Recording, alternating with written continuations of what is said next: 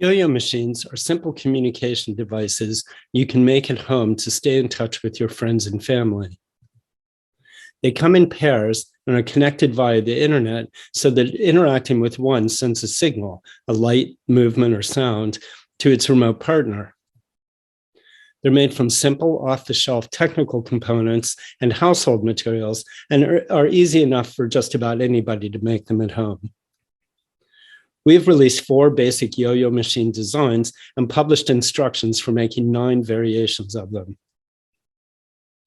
We developed the project in response to a call soon after the first lockdown from the UK Research and Innovation Department for ideas to address COVID-19. We saw the opportunity to draw on and extend previous research, including media space research from the 90s, which emphasized the importance of peripheral awareness of who is around and what they are doing, and arts and design research on expressive communication devices that started with Rob Strong's Feather, Scent, and Shaker project at the RCA in 1996. We also built on our own 20-year history developing highly finished and technically robust research products, including recent work on developing self-build devices that people can make at home by following online instructions. For example, my Nature Watch camera is a wildlife camera that about 3,000 people have made at home after it featured on a popular BBC wildlife program.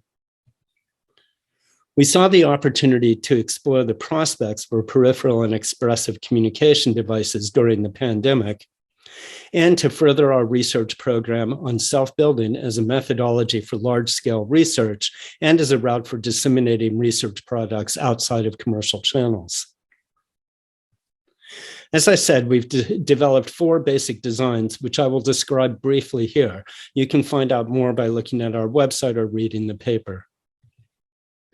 Each light touch has 2 LEDs, one controlled locally and the other by a remote partner. A capacitive touch switch lets you cycle through colors and send the one you want to your partner who can reciprocate, and the colors mix in on the device. Speed dial allows you to indicate one of 7 pre-selected messages remotely. These might be words or images or phrases, and as serious or as silly as you want. You can make your own dials and share them with your friends.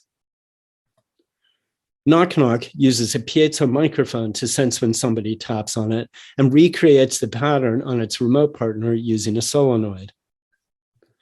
Finally, Flutterby uses a PIR sensor to sense motion and triggers movement at the remote end. In this case, a ribbon that spins to create ephemeral shapes when there is movement at the remote location. Developing the 4 designs together meant that we could explore a design space described by a series of dimensions. For instance, media, such as light, sound, or movement. Persistence, for example, light touch fades slowly over hours, while Knock Knock's sounds disappear immediately. Pervasiveness, for instance, you can hear Knock Knock without looking at it, while you need to focus visually on speed dial to see its messages. And deliberation, most of the devices are triggered deliberately, but the Flutterby senses and indicates motions passively. We believe that these dimensions are important for the ways that people can engage with the devices, as well as for their emotional palette. We've circulated the yo-yo machines as self-build devices. We developed a website with information about the project and devices, all leading to detailed, carefully designed instructions for assembling the technologies and uploading code and making the device enclosures. We also designed a kind of publicity campaign. This was integral to the project since self-building depends on people knowing about the devices. We developed a presence on Twitter, Instagram, and TikTok, and the project appeared in a number of online and print publications. The publicity worked. Almost 20,000 people visited our website in just over a year, with a peak at the beginning of 2021 when we released the designs.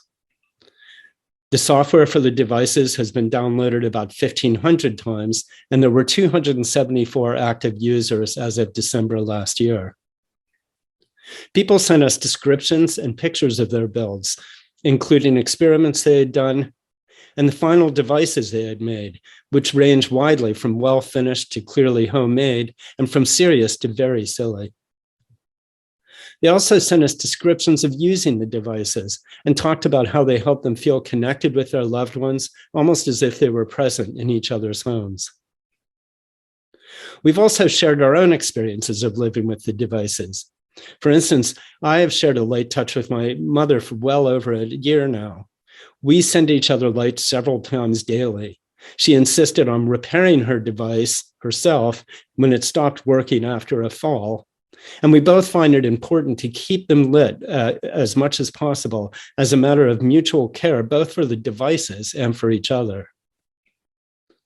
There's more detail in our paper, but I want to quickly summarize some of the insights we've gained through the project, both about peripheral and expressive communication and about the self-build methodology. First, it is clear that these kinds of devices can support a feeling of connection and presence with remote friends and family.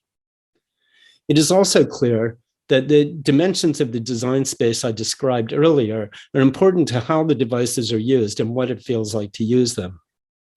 But idiosyncrasies of the designs also make a strong influence on how they work and feel. The design space is far wider than we have explored or can articulate fully. The local context of use is also crucial to whether and how people will engage with the devices. And more generally, their historical context has changed since the first peripheral and expressive communication devices were proposed. They now need to find a niche within a world of smartphones and social media. These are some of the most technically ambitious self-build devices that we have developed, but we have succeeded in making them approachable enough that a wide range of makers have succeeded.